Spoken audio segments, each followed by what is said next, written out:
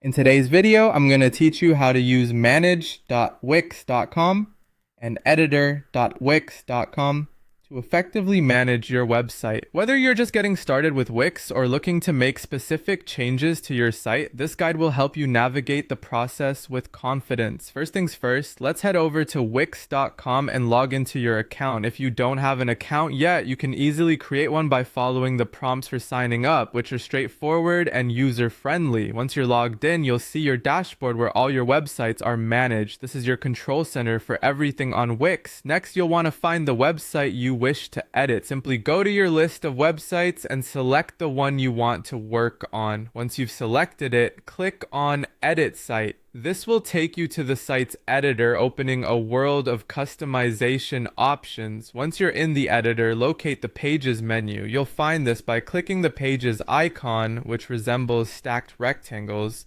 on the left-hand side toolbar. By accessing this menu, you'll get a clear view of all the pages currently on your site. This is quite handy if you're managing multiple pages because it presents your entire site structure in one place. Now, if there's a page you need to keep live but want to hide from the navigation menu, this next step is crucial. Hover your mouse over the page you'd like to hide and click on More Options, denoted by 3 small dots or ellipses. From there, you'll want to click on Hide from Menu.